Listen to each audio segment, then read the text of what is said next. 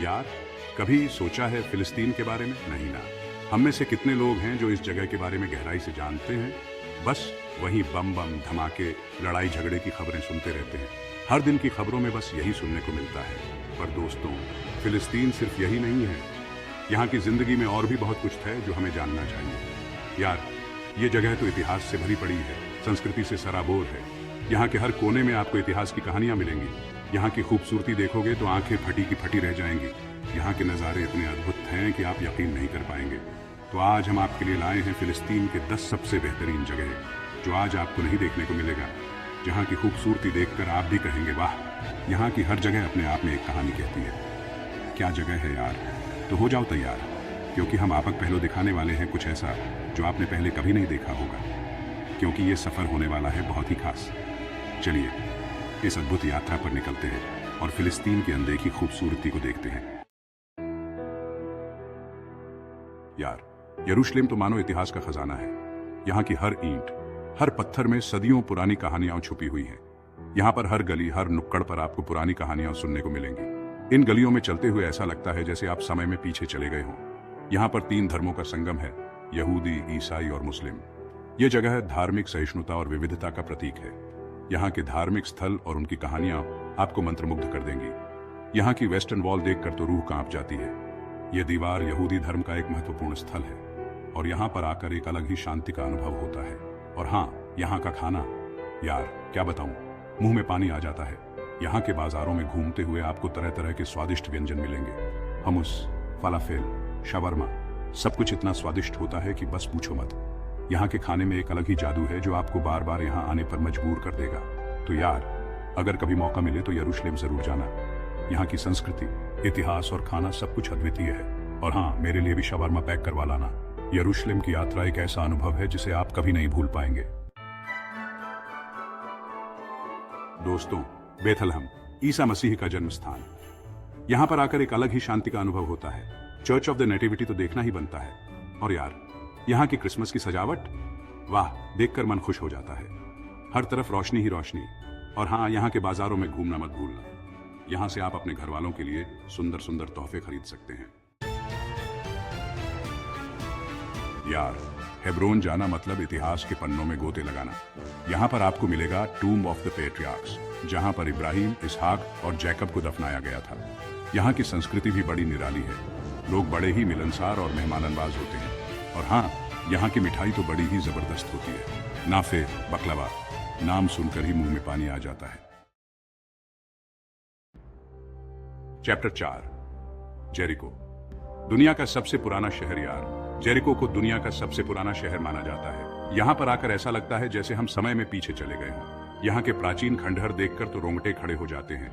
हिशाम्स palace, mount of temptation, सब कुछ इतना भव्य और रहस्यमय। और हाँ, यहाँ की खजूर तो बड़ी ही प्रसिद्ध है। चैप्टर 5, नबलस, जैतून के पेड़ों का शहर। यह शहर अपने जैतून के पेड़ों के लिए विश्व प्रसिद्ध है। नबलस को जैतून के पेड़ों का शहर भी कहा जाता है। यहाँ के जैतून के पेड़ सदियों से इस शहर की पहचान रहे हैं। यहाँ की खूबसूरती देखकर तो बस दंग रह जाओगे। हर कोने में आपको प्रकृति की अद्भुत छटा देखने को मिलेगी। यहाँ का ओल्ड सिटी तो मानो किसी कहानी की किताब से निकल कर आया है। इसकी गलियों में चलते हुए आपको इतिहास की झलक मिलेगी। तंग गलियां, पुराने घर और रंग बिरंगे बाजार। यहाँ की हर गली में आपको कुछ नया और अनोखा देखने को मिलेगा। और हाँ, यहाँ का नाफे जरूर खाना। ये मिठाई यहाँ की खासियत है और इसे चखना एक अद्भुत अनुभव है। कहते हैं यहाँ का नाफे पूरे फिलिस्तीन में सबसे स्वादिष्ट होता है। इसकी मिठास और स्वाद आपको हमेशा याद रहेगा। नबलस का सांस्कृतिक धरोहर भी बहुत समृद्ध है। यहाँ के लोग अपने पारंपरिक संगीत और नृत्य के लिए भी जाने जाते हैं। यहाँ के त्योहार और सामुदायिक आयोजन भी बहुत खास होते हैं। इन आयोजनों में शामिल होकर आप यहाँ की संस्कृति को और करीब से जान सकते हैं। नबलस के कारीगर भी बहुत कुशल होते हैं। यहाँ के हस्तशिल्प और कलाकृतियाँ बहुत ही सुंदर और अद्वितीय होती हैं। कुल मिलाकर नबलस एक ऐसा शहर है जो अपनी प्राकृतिक सुंदरता, सांस्कृतिक धरोहर और स्वादिष्ट व्यंजनों के लिए हमेशा याद रहेगा। चैप्टर 6, राम अल्लाह, फिलिस्तीन का दिल। यार, राम अल्लाह को फिलिस्तीन का दिल कहा जाता है। यहाँ की नाइट लाइफ तो बड़ी ही जबरदस्त होती है। यहाँ पर आपको कई सारे रेस्टोरेंट, बार और क्लब मिलेंगे। और हाँ, यहाँ की कला भी बड़ी ही प्रसिद्ध है। यहाँ पर आपको कई सारे आर्ट गैलरी और म्यूजियम देखने को मिलेंगे। चैप्टर 7, गाजा को भूमध्य सागर का मोती कहा जाता है। यहाँ के समुद्र तट तो देखते ही बनते हैं। यहाँ पर आप स्विमिंग, सनबेदिंग और सर्फिंग का आनंद ले सकते हैं। और हाँ, यहाँ के ऐतिहासिक स्थल भी कम मशहूर नहीं है। Great mask of Gaza, Hamam S सामारा, सब कुछ इतना भव्य और शानदार। चैप्टर 8, कलकिलिया, शांति का नखलिस्तान। दोस्तों, कलकिलिया एक छोटा सा शहर है जो अपनी खूबसूरती और शांति के लिए जाना जाता है। यहाँ पर आपको बहुत सारे पार्क और गार्डन मिलेंगे जहाँ आप घूमने जा सकते हैं। और हाँ, यहाँ का चिड़ियाघर भी देखने लायक है। चैप्टर 9, जेनेन, संस्कृति का केंद्र। जेनेन शहर अपनी समृद्ध संस्कृति और इतिहास के लिए जाना जाता है। यहाँ पर आपको कई सारे ऐतिहासिक स्थल और संग्रहालय देखने को मिलेंगे। और हाँ, यहाँ का फ्रीडम थिएटर भी देखना ना भूलें। चैप्टर 10, तुलकर्म, फिलिस्तीन का दिल। तुलकर्म शहर अपनी खूबसूरती और मेहमान नवाजी के लिए जाना जाता है। यहाँ के लोग बहुत ही मिलनसार और दोस्ताना होते हैं। यहाँ के बाजारों में घूमना और स्थानीय खाने का आनंद लेना ना भूलें। तो दोस्तों,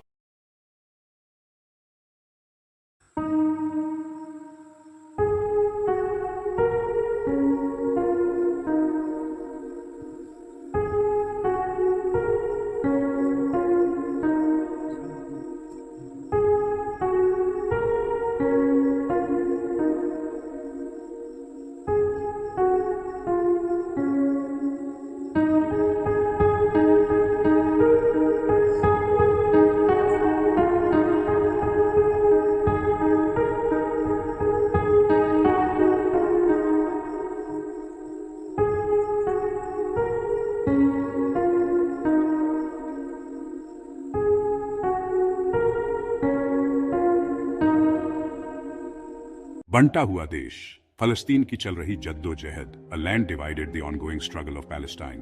फलस्तीन, पैलेस्टाइन, यह नाम सुनते ही जहन में प्राचीन शहरों, धार्मिक पवित्रता और इतिहास से सराबोर जमीन की तस्वीर उभरती है।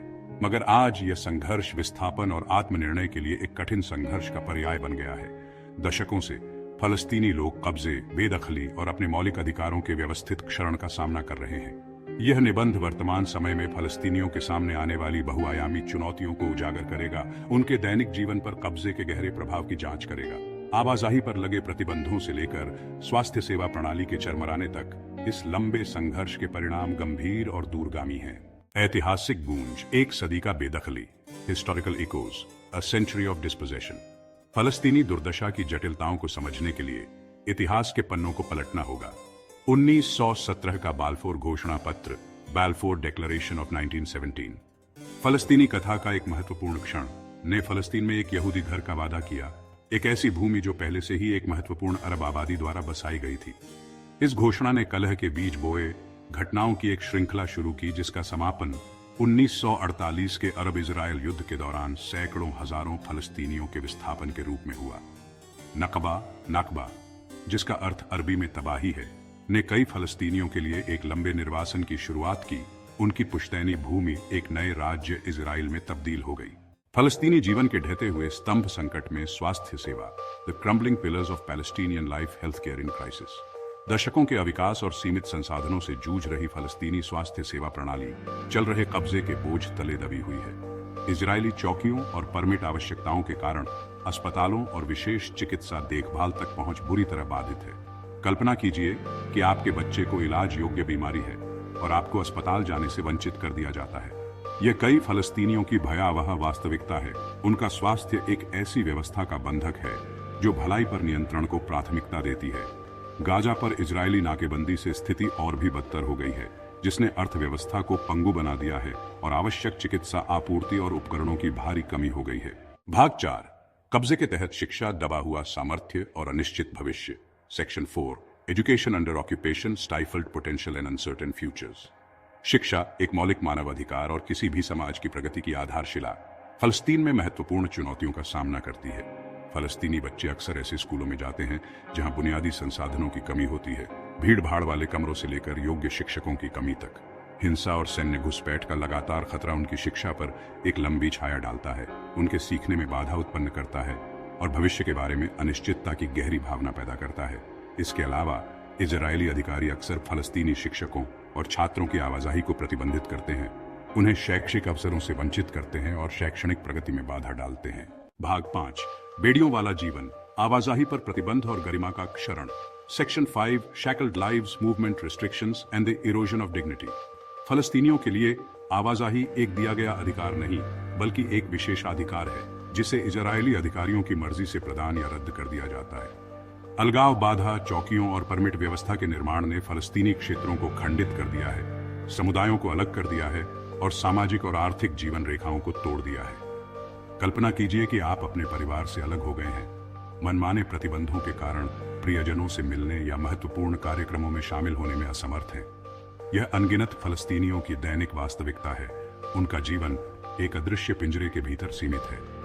फलस्तीनी अर्थव्यवस्था पर इसका प्रभाव विनाशकारी है, विकास को रोक रहा है और कई लोगों को गरीबी और निर्भरता के चक्र में फंसा रहा है। भाग 6, न्याय के लिए एक आह्वान, फलस्तीनी आवाजों को बढ़ाना।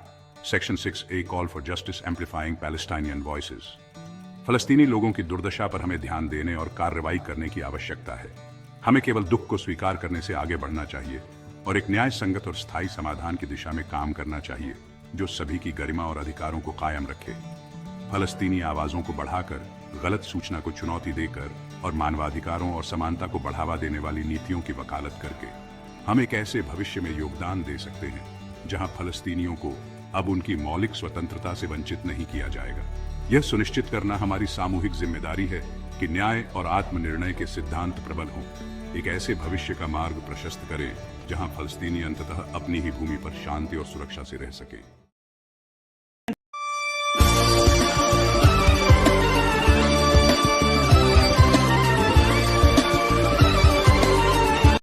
Children are hungry.